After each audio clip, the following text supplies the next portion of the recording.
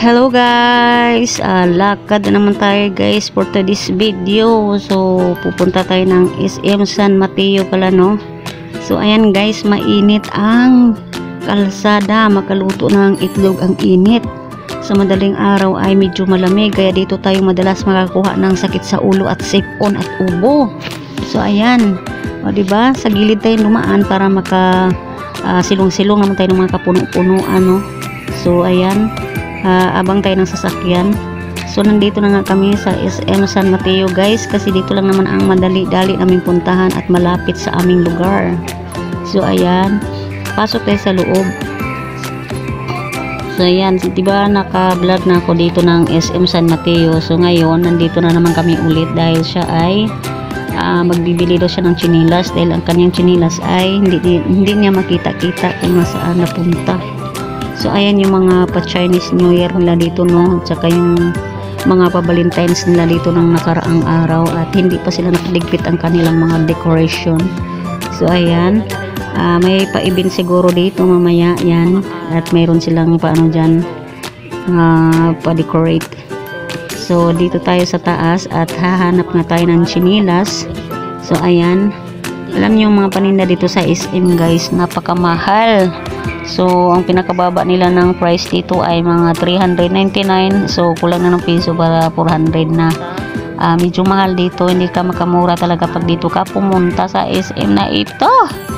So ayan, pero no choice, kaya hindi naman ako ang bibili at hindi naman ako magsusuot. Si Papa Bear naman ang magsusuot ng chinilas, kaya tayo ay susunod na lang tayo sa kanyang lakad.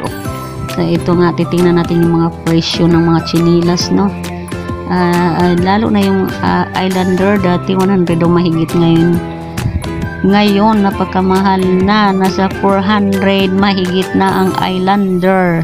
So diba, ang laking itinaas ng kanyang presyo. So ayan, naka tatlong pares na siyang sukat ng sukat dyan, ay maliliit sa kanya dahil yung kanyang paa ay paa ng higanti. Sa wakas ay nakapili na rin siya at magbabayad na siya sa counter. So dito tayo, titingnan natin yung mga kanilang mga padura box dyan. So ayan yung napakalaking unan, unan din ng higante. Ayan, so ang sarap higaan, ay balak natin humiga si Marjorie.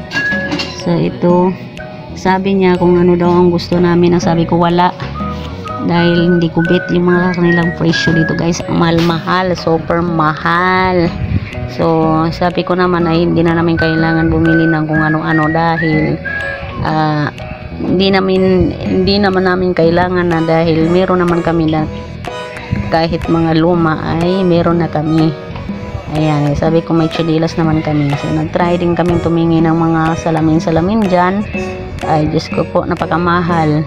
At hanggat sa inabot siya ng gutom, kumain kami dito sa may Jollibee. Grabe ang mga Jollibee ngayon guys, mayroon na silang mga pamasin na may nalalaman pa silang papindot-pindot. Kukuha ka muna ng receipt dito ng ticket bago mo ibigay sa counter at bago mo makuha ang iyong pagkain.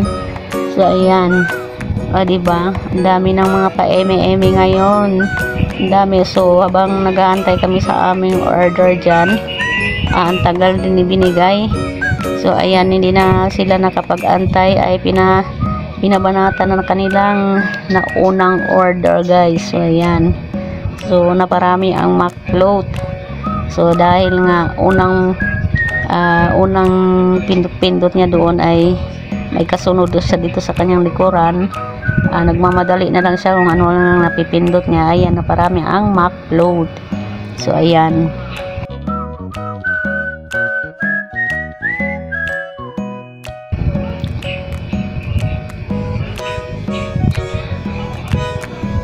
so ito na nga, pumunta naman kami dito sa may bandang grocery, dahil nga nagkukuha lang naman kami ng aming pangangailangan sa kusina.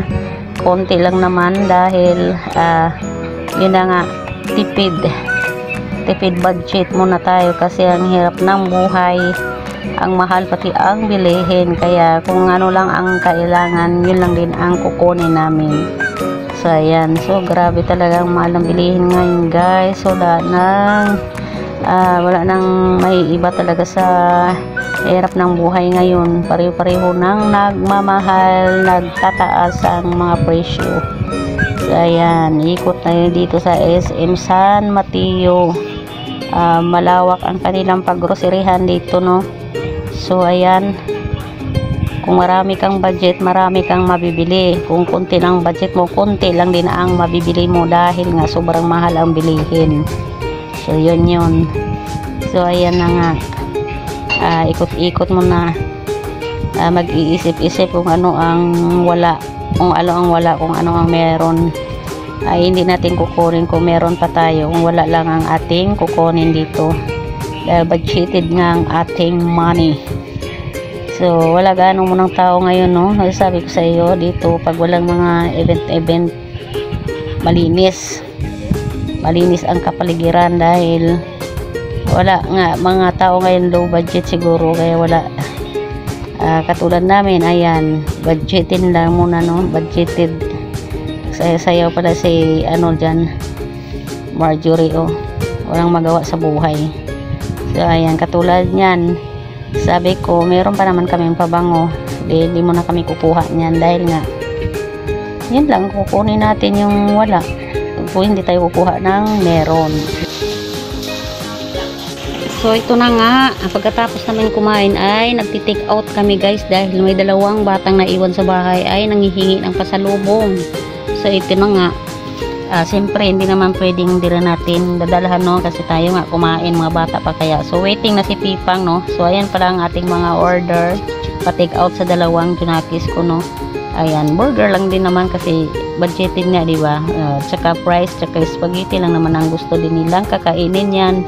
Kaya lang din ang ating kinuha. Thank you for watching everybody.